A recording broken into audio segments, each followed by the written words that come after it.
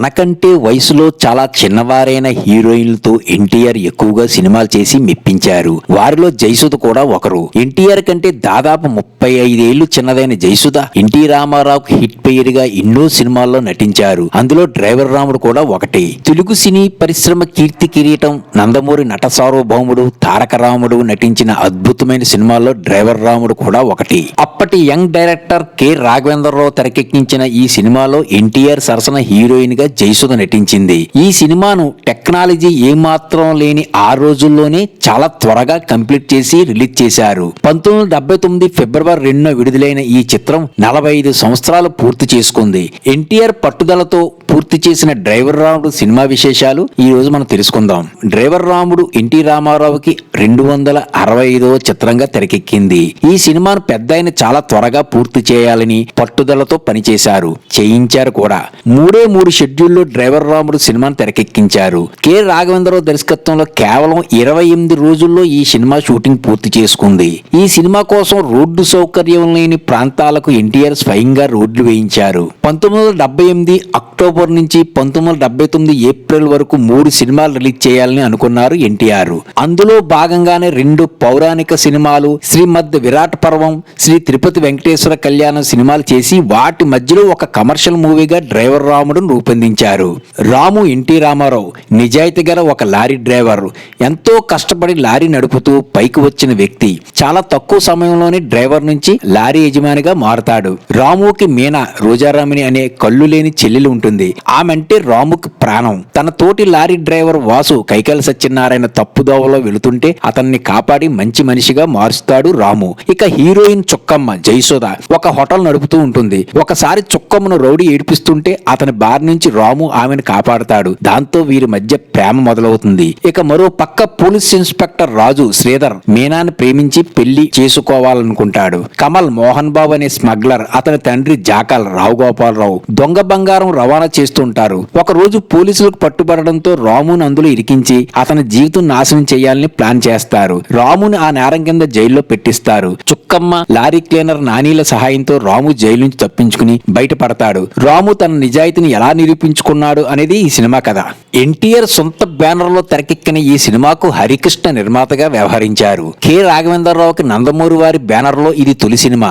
Lorry driver గా స్వయం కృషితో ఎదిగి లారీ ఓనర్ గా మారిన పాత్రలో ఎన్టీఆర్ జీవించారు. ఆయన సరసన జయసుధ ఎన్టీఆర్ పోటీగా నటించారు. వీరిద్దరి మధ్యలో వయసు 35 ఏళ్ల గ్యాప్ ఉన్న డ్యూయెట్ల విషయంలో గానీ ఆన్ స్క్రీన్ రొమాన్స్ విషయంలో గానీ ఎక్కడా తగ్గలేదు. ఇక ఎన్టీఆర్ కు సోదరిగా రోజారామిని, ఆమె భర్తగా శ్రీధర్ నటించారు. కైకాల సత్యనారాయణ మరో లారీ డ్రైవర్ గా వాసుగా నటించగా డ్రైవర్ రాముడు సినిమాకు విలన్లుగా రావు గోపాలరావు, మంచు మోహన్ బాబు తండ్రి కొడుకుల పాత్రలో మెప్పించారు.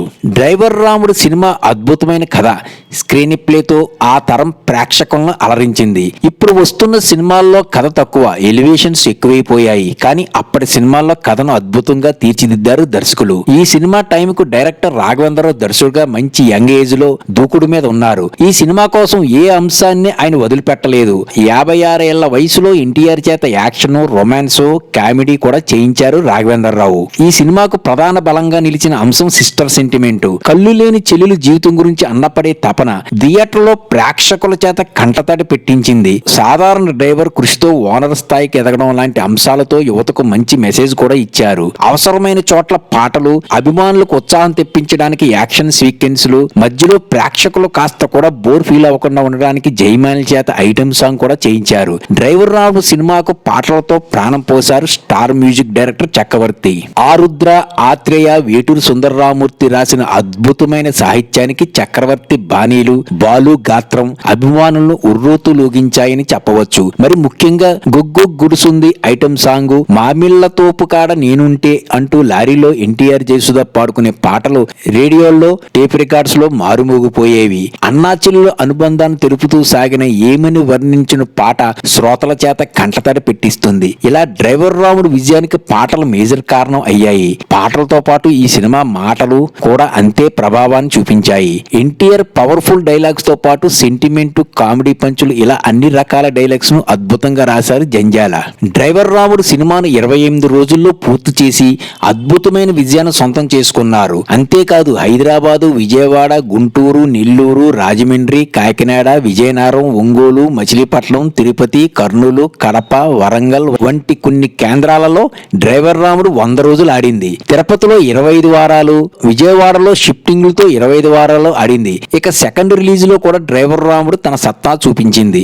బాక్స్ ఆఫీస్ వద్ద దుమ్ము దులిపేసింది. ఇక డ్రైవర్ రాముడు సినిమాను తమిళ్లో శివాజీ గణేశన్, శ్రీప్రియ జంటగా 1981లో లారీ డ్రైవర్ రాజకన్ను పేరుతో రీమేక్ చేయగా ఆ సినిమా కూడా బ్లాక్ బస్టర్ హిట్ అయింది. ఇదే కథను 1984 హిందీలో మిథున్ చక్రవర్తి, రంజిత జంటగా తర్కీబ్ పేరుతో రీమేక్ చేయబడింది. డ్రైవర్ రాముడు సినిమాలో ఈ తరం ఆడియన్స్ కూడా చూడగలిగే అంశాలు, నేర్చుకోవాల్సిన విషయాలు ఎన్నో ఉన్నాయి. ఈ మూవీని చూడాలి అనే ఇంట్రెస్ట్ ఉంటే యూట్యూబ్ లో అందుబాటులో ఉంది, తప్పకుండా చూడండి.